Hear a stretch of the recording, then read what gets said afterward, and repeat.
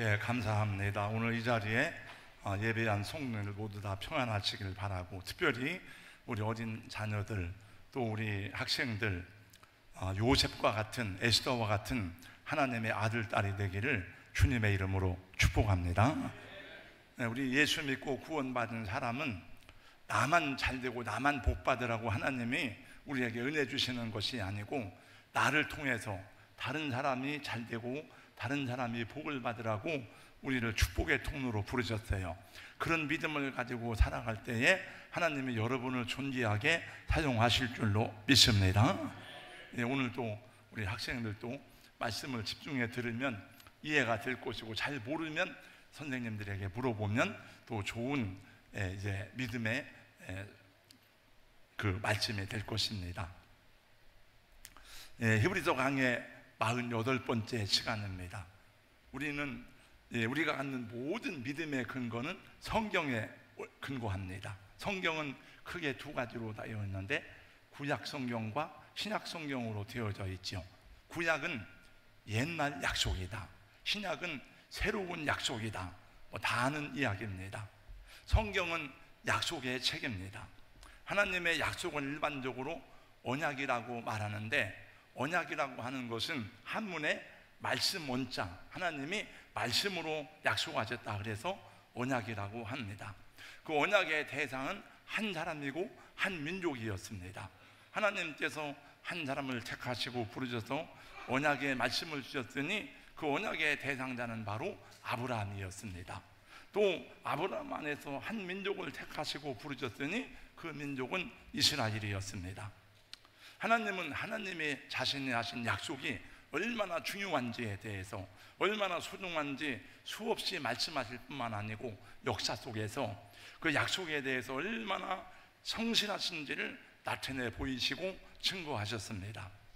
그러나 언약의 약속의 대상자인 인간은 수도 없이 약속을 어기고 약속을 배반하고 약속을 잃어버리고 살았지만, 하나님은 언제나 약속에 신실하시고 성실하셨습니다. 여러분 한번 생각해 보세요. 약속이란 서로 상대방이 있는데, 나와 약속을 한 사람은 약속에 대해서 무책임하고 약속을 이행하지 않는데, 여러분 어떻게 해야 되겠습니까? 그러면 참고 인내할 수 있을 것이다, 몇 번은. 그러나 계속해서 그 사람이 약속을 배반하고 약속의 당사자인 나를 무시하고 약속을 어긴다면 여러분 어떻게 해야 되겠습니까? 계약을 어기고 약속을 깨트린 그 사람에게 책임을 물어야 되죠. 배상을 받아야 되죠. 보상을 받아야 될 것입니다. 나 혼자 계속 책임있게 성실하게 약속을 지키기 위해서 이리저리 동분서주하고 뛰어다니고 희생한다면 사람들이 볼 때에 저 오정무는 얼마나 바보 같은 사람인가, 오정무는 어리석은 사람인가 라고 생각할 수 있을 것입니다. 하나님이 그런 분이십니다. 하나님은 계속해서 인간들과 세운 언약을 인간들이 어기고 배반하고 생각대로 약속을 깨트리고 저버리고 마음대로 살아가는데, 홀로 하나님은 약속을 지키시고 홀로 그 약속에 성실하기 위해서 참고 기다리고 희생하셨습니다. 그래서 성경을 읽고 연구하노라면 하나님의 눈물, 하나님의 아픔, 하나님의 슬픔, 하나님의 분노를 많이 볼 수가 있습니다. 당신의 언약과 약속에 정직하시고 신실하신 그 약속의 마지막은 무엇입니까? 언약에 신실하신 하나님이 이루어 가시는 그 성실한 약속의 마지막 결론은 무엇입니까? 하나님의 약속의 마지막 결론은 죄인을 향한 은혜와 구원입니다. 그래서 하나님의 은혜는 다함이 없고 메마름이 없는 사랑이고, 그 사랑의 마지막 결론은 죄인의 구원인 것입니다. 구원받을 수 없는 죄인을 구원하시는 하나님의 신실 앞에 성도 여러분, 우리는 어떻게 서야 하겠습니까? 너희가 그토록 패역하고 그렇게 나의 언약을 저버리고 나를 배반하였음에도 불구하고 나는 너희를 버리지 않고 나는 언약을 포기하지 않고 나는 그 약속을 지켜왔고 그 약속을 이루기 위해서 구원자를 보내시겠다는 것이 하나님의 뜻입니다. 하나님이 약속하시고 언약하신 그 약속은 뭐냐? 한마디로 말하면 내가 너희에게 메시아를 보내겠다 하는 것입니다. 메시아라는 말은 히브리 말입니다. 근데 그 말을 헬라어로 번역하면 그리스도라는 말이 됩니다. 그리고 그 말을 우리말로 번역하면 구원자라는 뜻입니다. 한번 다 같이 저를 따라서 한번 하겠습니다. 메시아, 그리스도, 구세주, 네, 구원자, 구세주, 그러니까 같은 말이에요. 메시아는 그리스도를 말하는구나. 우리가 예수님을 말할 때에 기도할 때 예수님은 이름이에요, 이름. 그리스도는 이름이 아닙니다. 그것은 예수, 구세주 그런 뜻입니다. 그래서 구약의 성도들, 앞서간 우리 믿음의 선진들은 하나님께 그 약속을 받았어요. 내가 너희를 위해서 메시아를 보내겠다. 그래서 그 약속을 따라서 메시아를 기다리고 고대하고 사모하였습니다. 택함받은 이스라엘 백성들이 타락하고 하나님을 거스르고 우상숭배에 빠질지라도 그럼에도 불구하고 하나님이 그 약속의 끈을 놓지 못하게 한 그런 중요한 사건들이 있었는데, 그것은 뭔가 하면은 그 시대마다 하나님의 언약과 하나님의 약속의 말씀을 붙잡고 신실하게 믿음을 지켜온 성도들이 있었다는 것입니다. 그 사람이 노아이고 그 사람이 요셉이고 사무엘과 다윗입니다. 사람들이 타락하고 하나님을 거스리고 우상 숭배하던 그런 때에도 하나님을 경외하고 하나님을 자기 인생의 주인으로 모시고 살아갔던 믿음의 사람들이 있었는데, 그 믿음의 계보가 계속 이어지고 그 믿음의 계보 속에서 메시아가 오신 것이에요. 그래서 구약의 중요한 사상 가운데 하나가 남은 자 사상이라는 것이 있습니다. 남았다 하는 거죠. 우리 중에 많은 사람이 다 타락하고 막 변절하고 했는데, 근데 보니까 저 오늘 장로님이, 오늘 집사님이, 오늘 학생이 끝까지 믿음을 지키고 있는 남은 사람이 있다는 거죠. 그래서 타락한 유다와 이스라엘의 멸망을 예언하시면서도 하나님은 그들 가운데 남은 자 그루터기가 있음을 여러 군데서 말씀하셨더니 대표적으로 이사야서 6장 13절입니다. 그 중에 10분의 1이 아직 남아있을지라도 이것도 황폐하게 될 것이나 밤나무와 상사를나무가 비임을 당하여도 그 그루터기는 남아있는 것과 같이 거룩한 씨가 이 땅에 그루터기니라. 할렐루야. 그래서 유다와 이스라엘이 죄악 가운데 거하고 하나님의 심판을 받는 중에도 하나님이 남겨놓으신 믿음의 사람들이 있는데, 그 사람들이 다니엘이고 에레미야이고 느헤미야이고 모르드게이고 에스더였습니다. 물론 우리가 그 이름을 모르는 사람들이 많이 있습니다. 그래서 구약 성경은 하나님이 언약하신 메시아가 어떻게 역사 속에도 오시는가를 보여주는 계시의 책입니다. 예를 들어서 여러분 룻기서에 보면은 룻이라는 이방 여인이 우상 숭배하다가 그 시어머니 나오미를 따라서 남편이 죽었지만은 이스라엘로 돌아오게 됩니다. 그래서 시어머니를 잘 공경하여서 복을 받았다는 이야기죠. 그러나 그것은 룻기서의 중요한 이야기가 아닙니다. 남편이 죽고 없음에도 불구하고 젊은 아낙네가 시어머니를 어떻게 정성으로 모셨는지에 대한 아름다운 이야기는 우리나라 역사에도 많이 있습니다. 근데 그 이야기를 하려고 룻기서를 준 것이 아니에요. 룻기서에 주는 계시의 주제는 시어머니를 잘 섬겨서 복을 받았다, 그 얘기가 아니고 하나님이 약속하신 메시아가 이 세상에 오시기까지 어떻게 죄 많은 이방 사람이 그 안에 들어와서 은혜를 받았는지를 보여주는 계시, 메시아의 계보를 이루는 책입니다. 그래서 룻이 여러분 다윗의 할머니가 되는 거예요. 에스더는 죽으면 죽으리라는 믿음으로 나라를 구한 여인입니다. 그 유다 민족이 몰살될 위기에 있을 때에 에스더란 그 왕비가 죽으면 죽으리라는 믿음으로 유다 민족을 위해서 금식하고 나섰는데, 사실은 이 에스더는 그 이야기를 하려고 하는 게 아니에요. 우리 수요일 저녁마다 에스더서 강해를 듣고 있습니다만은 에스더가 보여주는 진짜 메시지는 그것이 아닙니다. 여러분, 나라를 위해서 목숨을 바쳤다는 그런 이야기는 에스더가 아니라도 많이 있습니다. 우리나라의 유관순 열사는 16살 어린 나이에 고등학생이 나라의 독립을 위해서 싸우다가 옥에서 죽었습니다.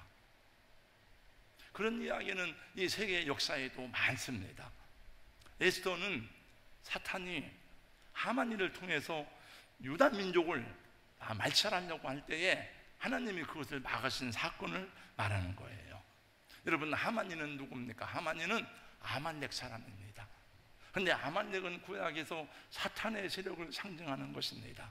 출애굽기에 보면 이런 말씀이 있습니다. 이르되 여호와께서 맹세하시기를 여호와가 아말렉과 더불어 대대로 싸우리라 하셨다. 아말렉은 모세와 이스라엘 백성들이 출애굽했을 때에 첫 번째 그들을 죽이려고 공격한 사람들입니다. 근데 여러분, 하나님이 왜 아말렉과 대대로 싸우겠다고 하셨느냐? 하나님이 무슨 민족을 다, 하나님이 악한 민족도 구원하시는 하나님인데 민족을 원수로 삼을 이유가 없잖아요. 그것은 아말렉은 메시아의 계보를 끊으려고 하는 사탄의 세력을 상징하기 때문에 그렇습니다. 그래서 하나님이 아말렉 사람들이 이 이스라엘을 멸하지 못하도록 모세와 여호수아를 통해서 막으신 거예요. 그런데 수백 년의 세월이 흐른 다음에 그 아말렉 사람 하만이 또 유다인들을 다 죽이려고 계획을 세웠습니다. 그런데 그것은 메시아가 이 땅에 오지 못하게 하는 메시아의 계보를 발산시키려는 것입니다. 그때 등장한 사람이 모르드게입니다, 여러분. 그래서 사실은 제목은 에스더서지만 에스더보다 훨씬 더 영적이고 중요한 사명을 감당한 사람이 모르드게예요. 모르드게. 하나님은 약속의 메시아를 보내서 끊임없이 믿음의 사람들을 세워주셨습니다. 그러나 사탄은 메시아가 오지 못하도록 계속 믿음의 계보를 단절시키려고 하였지만은, 그래서 성경의 족보 이야기가 중요한 거예요. 그래서 족보가 막 나오는 것입니다. 결국은 하나님은 약속을 이루셨습니다. 성경은 언약의 책입니다. 그 언약은 한 가지요. 한 가지 주제. 내가 너희에게 메시아를 보내겠다. 그들을 보내겠다는 것입니다. 근데 우리는 지금까지 이 히브리서 11장을 통해서 아벨, 에녹, 노아, 아브라함 많은 믿음의 사람들의 이야기를 들었는데, 오늘 그들이 여러분 조롱과 채찍일 뿐 아니라 죽임을 당하면서도 믿음을 지켜온 것은 메시아에 대한 소망 때문이었습니다. 근데 오늘 말씀해 보니까 그럼에도 불구하고 39절 말씀해 보니까 그들은 약속을 받지 못하였다고 본문에 말씀하고 있어요. 39절 말씀을 다시 한 번 더 읽어보겠습니다. 다 같이요. 이 사람들은 다 믿음으로 말미암아 증거를 받았으니 약속된 것을 받지 못하였으니. 그럼 우리 이 말씀을 읽으면서 몇 가지 질문이 주어집니다. 왜 우리 앞서간 믿음의 증인들은 약속을 받지 못했다고 하는가? 그리고 하나님이 우리를 위해서 더 좋은 것을 예비하셨다고 하였는데 그것은 무엇을 말하는 것인가? 그리고 우리가 아니면 우리 앞서간 믿음의 선진들의 그 믿음이 온전함을 이루지 못했다고 하는데 그것은 무슨 말씀인가? 그것만 말씀드리면 오늘 히브리서 11장은 끝나게 됩니다.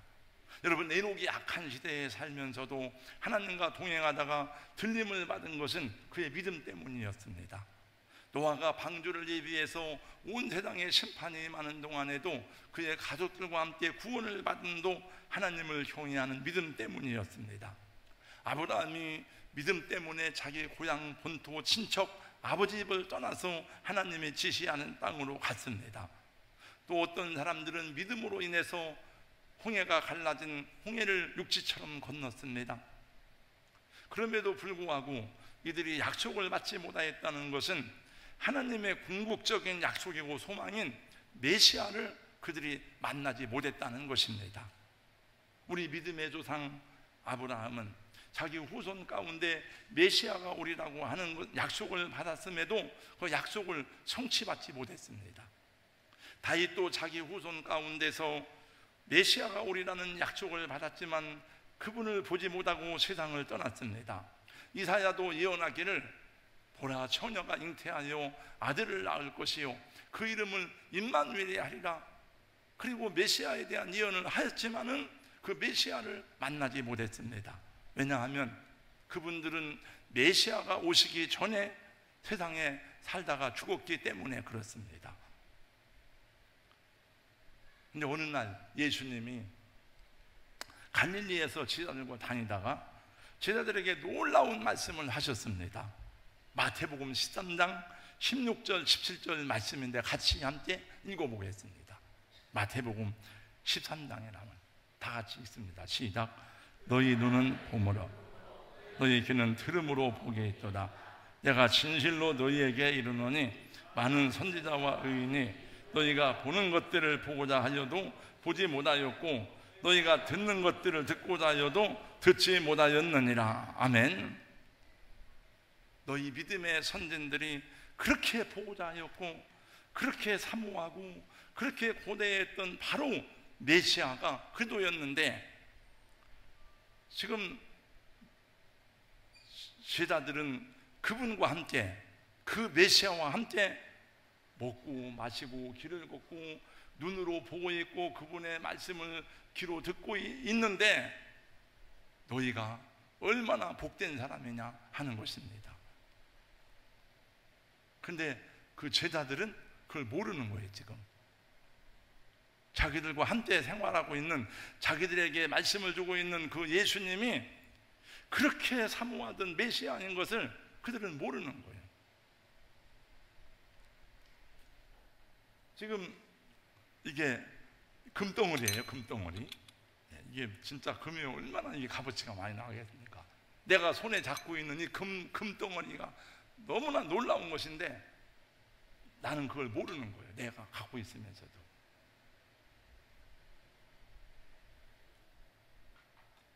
제자들은 나중에 예수님이 십자가에 죽으신 다음에 부활 승천하신 다음에 그것을 성령 받고 확실하게 알게 되었습니다. 우리 성도님들도 잘 들으세요. 마지막 얼마나 제자들은 육신을 입고 오신 하나님을 만난 거예요. 그분의 입에서 나오는 음성을 듣고 그분의 입에서 나오는 말씀을 귀로 듣고 그분과 함께 생활하고 그분에게 은혜를 받고 그분의 기도를 받았어요. 이것이 얼마나 큰 은혜이고 얼마나 놀라운 축복입니까? 그 제자들도 나중에 예수님이 부활 승천하신 다음에야 그걸 알았어요. 그래서 신약성경의 첫머리 마태복음 1장 1절은 이렇게 시작되고 있으니 아브라함과 다윗의 자손 예수 그리스도의 계보라.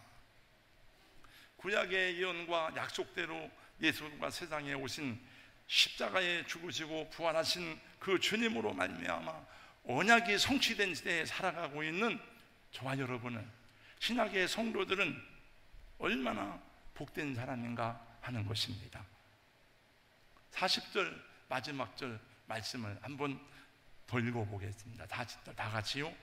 이는 하나님이 우리를 위하여 더 좋은 것을 예비하셨은즉 우리가 아니면 그들로 온전함을 이루지 못하게 하려 하심이라.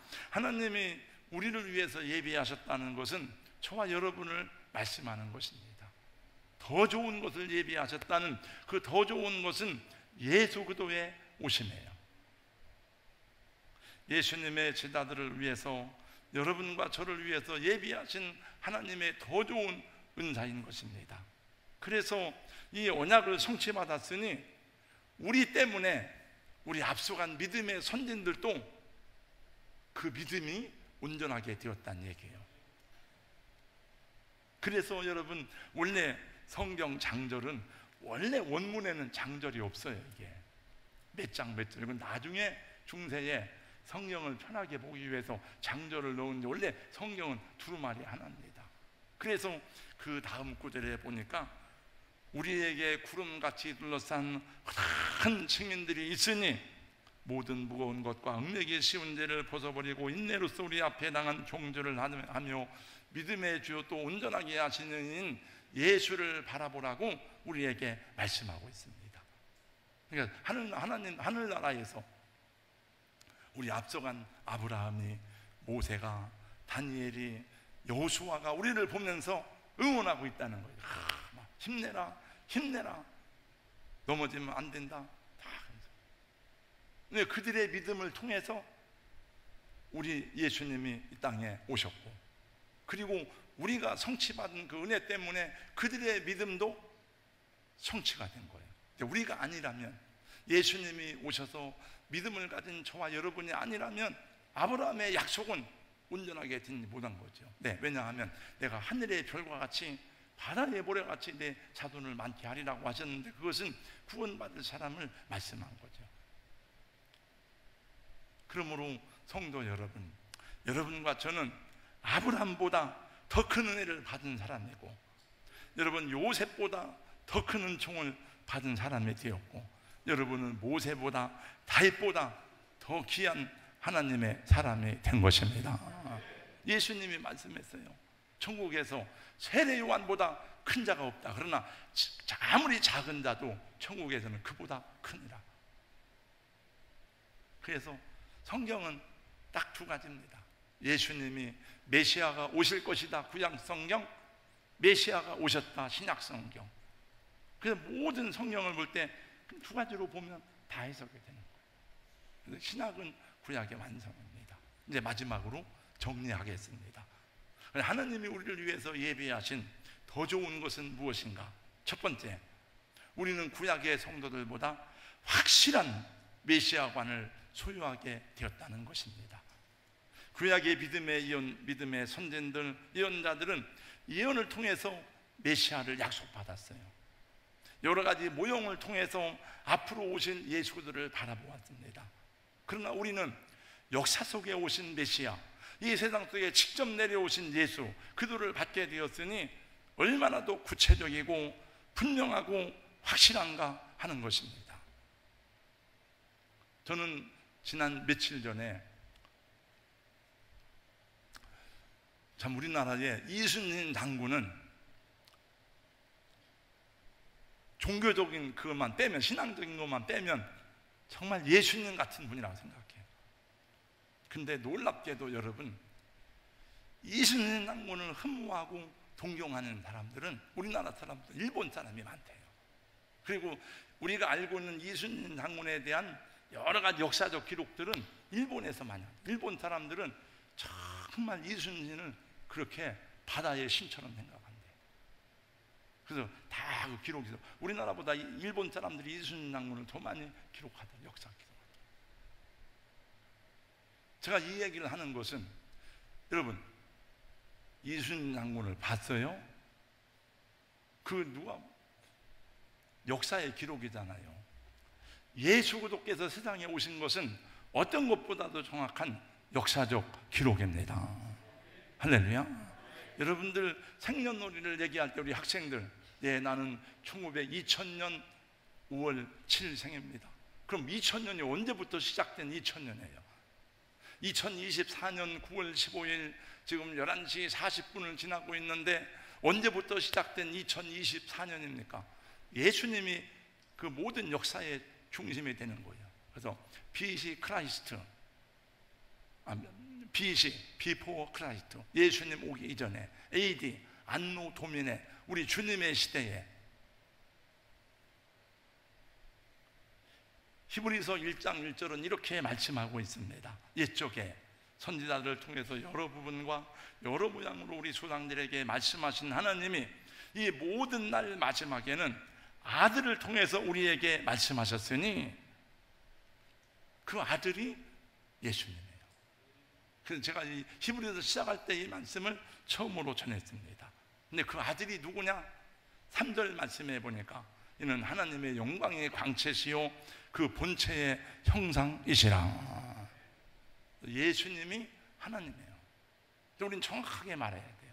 하나님은 안 보이지만 나는 예수님을 믿습니다, 이렇게 말하는 것이 정확한 거예요. 한번 저를 따라서 하겠습니다. 나는 예수님을 믿습니다. 믿음에는 첫 번째 대상이 정확해야 돼요. 내가 무엇을 믿는지, 누구를 믿는지. 저희 가정은 예수님을 모르고 하나님도 몰랐어요. 온갖 신들을 다 믿었어요. 그게 미신이에요, 미신. 왜? 모르기 때문에. 그러나 우리는 믿음에는 대상과 내용이 정확해야 돼요. 그리고 믿음의 결과가 무엇인지 분명해야 됩니다. 여러분, 예수님이 하나님이시고, 우리 성도님들도 하나님에 대해서, 하나님의 천지를 창조, 하나님의 존재가 희미하고 좀 의문이 생길 때 여러분 예수님을 주목하세요. 예수님의 제자들이 살아간 생애를 보시기 바랍니다. 두 번째, 우리는 구약의 성도들보다 더 확실한 구원관을 갖게 되었습니다. 구약의 성도들도 우리와 동일한 믿음으로 구원을 받았습니다. 그러나 그들에게도 복음이 있었지만 그들은 메시아의 구원 사건을 예언으로, 모형으로 본 거예요. 그러나 우리는 예수 그들을 십자가와 부활 사건의 역사 속에서 이루어진 것을 확실하게 증거받았고, 그리고 그 증거한 사람들이 다 나가서 예수를 전하다가 죽었습니다. 여러분, 거짓말을 위해서, 가짜를 위해 죽을 사람이 어디 있겠습니까? 그 제자들을 보면 알 수가 있어요. 그래서 우리는 구원의 확실한 구원관을 갖게 되었습니다. 예수 그리스도의 십자가와 부활만큼 역사 속에 정확한 사건이 어디 있습니까? 사도행전 17장 30절 31절은 이렇게 말씀합니다. 알지 못하던 시대에는 하나님이 간과하셨거니와 이제는 어디든지 사람에게 다 명하사 회개하라 하셨으니 이는 정하진 사람으로 하여금 천하를 공의로 심판하는 날을 작정하시고 이에 그 죽은 자 가운데서 다시 살리신 것은, 저를 따라서 한번 해주세요. 모든 사람에게 믿을 만한 증거를 주셨음이니라. 그 모든 사람이 믿을 만한 증거가 예수의 십자가 죽으심과 부활이에요. 구원의 확신이 부족한 분들은 배워야 돼요. 목사님 가르쳐 주세요. 전도사님 가르쳐 드려야 돼요. 세 번째, 우리는 구약의 성도들보다 더 좋은 약속, 예비하신 은혜를 받았으니 성령의 내주하심이 있습니다. 구약에서는 특별한 장소에, 특별한 때에, 특별한 사람에게 성령이 임했습니다. 보편적인 것이 아니에요. 그러나 하나님은 이 요엘 선지자를 통해서 예언하셨고, 사도행전 2장 말씀에 보니까 예수님이 부활 승천하신 지 10일째 되는 오순절 날에 성령이 임했습니다. 그리고 그때 임한 성령님이 복음이 전파되는 곳마다 예수님을 믿는 사람의 심령 속에 내주하고 계시니, 여러분이 느끼든지 느끼지 못하든지 저와 여러분 안에 믿음이 있으면 성령님이 내주하시는 줄로 믿습니다. 성령이 오셨네, 성령이 오셨네, 내 주에 보내신 성령이 오셨네. 예수님이 가시기 전에 제자들이 불안했어요. 그때 말씀, 내가 너희를 고아와 같이 버려두지 아니하고 가면 너희에게 보혜사를 보내주겠다. 그게 성령이십니다. 여러분과 저는 운전하지 못하지만 하나님이신 성령님은 우리를 끝날까지 한 걸음 한 걸음 넘어지고 쓰러지고 약해질 때에도 붙들어 주시고 인도하실 줄로 믿습니다. 여러분들의 믿음이 약해졌을 때, 여러분들도 여러 가지 시험에 빠질 때 여러분을 붙들어 주신 분이 성령이시고, 여러분 남은 생에도 성령님이 지도하실 줄로 믿습니다. 이제 말씀을 마치겠습니다. 우리 사랑하는 성도 여러분, 여러분을 구원하신 우리 주 예수 그리스도를 온전한 믿음으로 믿고 따르시기를 주님의 이름으로 권면하고 축복합니다. 금보다 더 귀하게 여기시기를 예수님 이름으로 축원합니다. 이제 또 추석 명절이 되었습니다.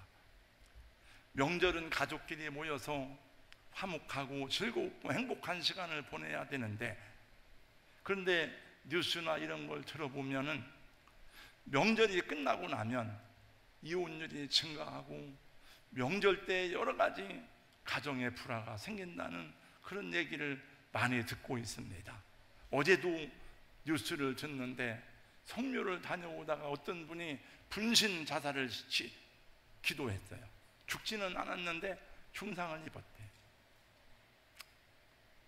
그래서 명절 때 가족들이 결속되고 하나가 되는 것이 아니라 더 많은 갈등과 어려움을 겪는 일이 오늘의 현실인 것을 볼 때에 우리 사랑하는 성도 여러분, 가족들을 만날 때에, 자녀들, 부모 형제들을 만날 때에 더 많이 이해하고 용납하고 사랑하는 그런 성도가 돼야 되고, 우리가 그렇게 해야 되는 이유는 저와 여러분이 구원받은 하나님의 자녀들이기 때문입니다.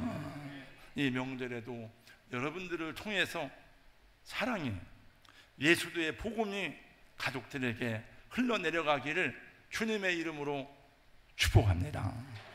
거룩하신 우리 하나님 감사합니다. 오늘 우리 추석 명절에도 하나님 앞에 거룩한 날을 기억하고 주님 앞에 나온 하나님의 귀하고 복된 자녀들이 있습니다. 우리 예배를 받아 주시옵시고, 우리가 들은 말씀이 흘러 떠내려가지 아니하고 우리 가슴에 간직되어지도록 성령님 도와 주시옵소서. 예수님 이름으로 기도하옵나이다. 아멘.